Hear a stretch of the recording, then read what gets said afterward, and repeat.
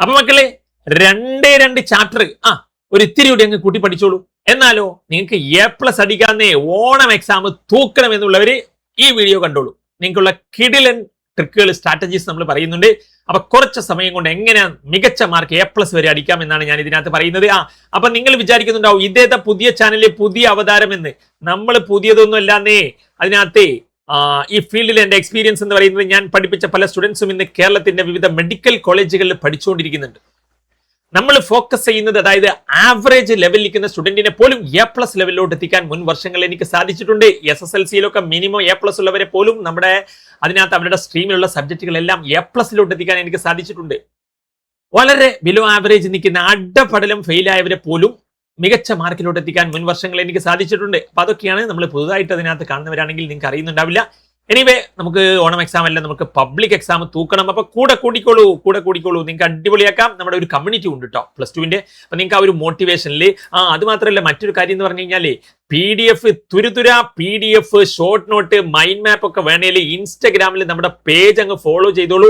Set ആക്കിയിട്ട് അങ്ങ് mind മാപ്പും short നോട്ട്സും നിങ്ങൾക്ക് അങ്ങോട്ട് കിട്ടും. അപ്പൊ IPS EduPoint എന്നുള്ള പേജ് ഇൻസ്റ്റഗ്രാമിൽ ഫോളോ ആക്കി കഴിഞ്ഞാൽ നിങ്ങൾക്ക് മൈൻഡ് മാപ്പും PDF ഒക്കെ അവിടെ സെറ്റ് ആയിട്ട് കിട്ടും കേട്ടോ. ഇനി നമ്മൾ നോക്കുന്നത് ആ രണ്ട് ചാപ്റ്റർ ഏതാണെന്നുള്ളതാണ്. അപ്പൊ വാട്സ്ആപ്പ് കമ്മ്യൂണിറ്റി, നമ്മുടെ കമ്മ്യൂണിറ്റിയുടെ ലിങ്ക് അതിനകത്ത് ഞാൻ വെക്കാം താഴെ കമന്റ് ബോക്സിൽ. അപ്പൊ നിങ്ങളുടെ ചങ്കളിലോട്ടൊക്കെ ഷെയർ ചെയ്യാം. മാക്സിമം ആളുകൾ വന്നു കഴിഞ്ഞാൽ നമുക്ക് വേറെ ലെവലാക്കാം.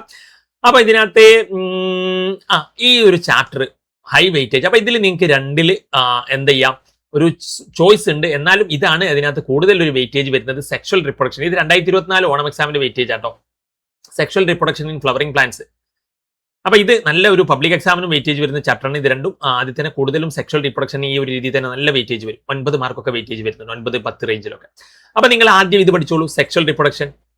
അപ്പൊ അതിന്റെ ഷോർട്ട് നോട്ട് എവിടെ കിട്ടും സാറെന്ന് ചോദിച്ചു കഴിഞ്ഞാൽ അത് നമ്മളെ അതിനകത്ത് ഇൻസ്റ്റയിൽ നമ്മൾ ഇതിനകത്ത് ഇടുന്നുണ്ട്, മനസ്സിലായില്ല? അപ്പൊ ഇൻസ്റ്റ ഫോളോ ചെയ്തോളൂ. അപ്പൊ നമ്മുടെ കമ്മ്യൂണിറ്റിയിലും ഇടും.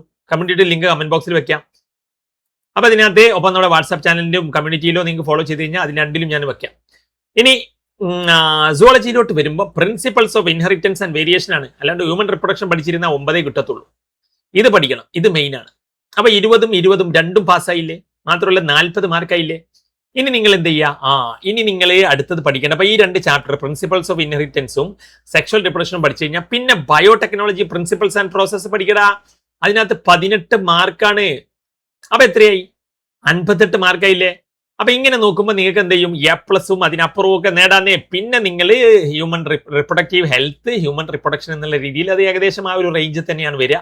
പക്ഷെ റിപ്രൊഡക്റ്റീവ് ഹെൽത്തിലൊക്കെ ഏതാണെന്ന് സ്പെസിഫിക് ആയിട്ട് അതൊന്നൊക്കെ പ്രത്യേകം എന്ത് ചെയ്യുന്നുണ്ട്, പഠിക്കേണ്ട ക്വസ്റ്റനുകളുണ്ട്. അത് ഞാൻ ഷോർട്ട് നോട്ട് ആക്കിയിട്ട് ഇൻസ്റ്റയിൽ ഇട്ടേക്കാം. അപ്പൊ ഒപ്പം നമ്മുടെ വാട്സ്ആപ്പ് കമ്മ്യൂണിറ്റിയിലും. അപ്പൊ നിങ്ങൾ ഫോളോ ചെയ്യാൻ മറക്കണം. നിങ്ങളുടെ ചങ്കളിലോട്ട് നമുക്ക് അടിപൊളിയാക്കാന്നേ. ഇതൊന്നും അല്ലാന്നേ, വേറെ ലെവൽ. ഇനിയിപ്പോ ബയോളജി, ഫിസിക്സ്, കെമിസ്ട്രി, മാത്സ് ഒക്കെ നിങ്ങൾക്ക് ബുദ്ധിമുട്ടുള്ളവരാണെങ്കിൽ നമ്മുടെ കൂടെ കൂടിക്കോളൂ, സബ് ചെയ്തോളൂ. മറക്കേണ്ട, ഒരുപാട് കാര്യങ്ങൾ നിങ്ങൾക്ക് യൂസ്ഫുൾ ആയിട്ട് വരും. അപ്പം that's all. Thanks for watching.